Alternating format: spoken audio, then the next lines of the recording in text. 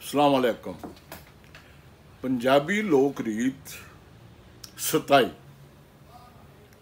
सजनों दरखास्त है सबसक्राइब कर दियो साडा चैनल। ते अज असी इस वेले उधाले ते गल करांगे।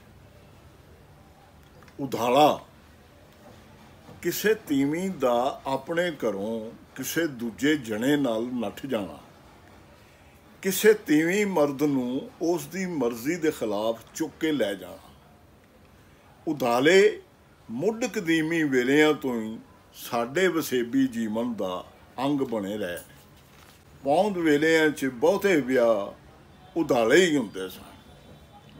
पंजाब विच लाड़े दा हाथे च हथियार फड़ के घोड़ी ते चढ़ के लश्कर जाने जंज सने कुड़ी दे घर टुकण दा सारा परपंच उधाले दा ही एक सोधे आया रूप है।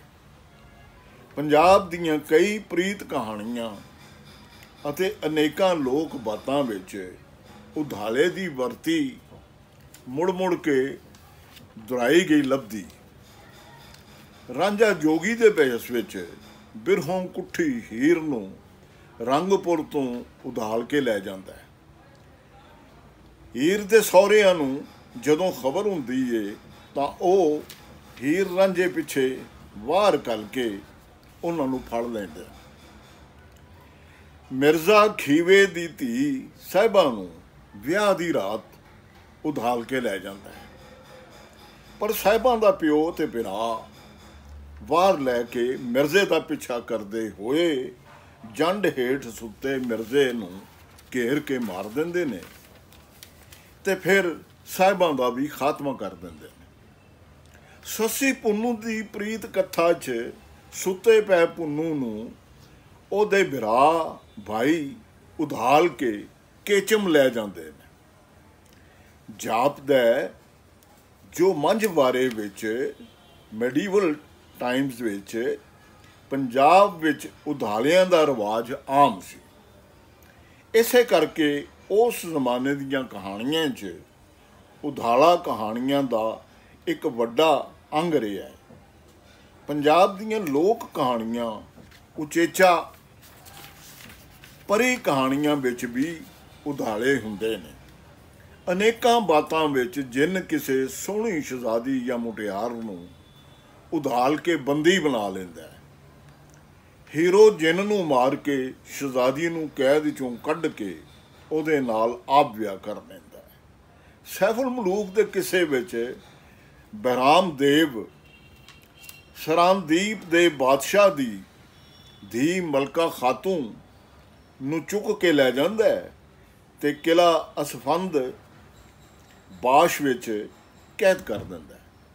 सैफुल मलूक बहराम दिओ नूं मार के मलका खातून नूं मुकत करवांदा है। फिर उस दी सहायता नाल उस दी मदद नाल अपनी महबूब बदीउल जमाल पा लैंदा है। सोहणियां कुड़ियां नूं उधालन दे हवाले भी कई कहानियां विच लभदे ने। शाह बहराम दे किस्से विच सफेद दिओ बहराम उत्ते आशिक हो जाता है। वो मौका मिलन ते बहराम नूं चुक के अपनी दिओ नगरी च लै जांदा है अते उस दी बड़ी सेवा करदा है। कांगड़े विच जे कोई कुवारी या विआही तीवी किसे गुआंढी नाल निकल जावे तां उधालण वाले नूं इस अपराध बदले ये सज़ा दित्ती जांदी है भी जे तीवी कुआरी होवे तां ओह कुछ रुपए उस दे प्यो नूं अते जे विआही होवे तां उस दे खामद नूं मुआवजे वजों देवे।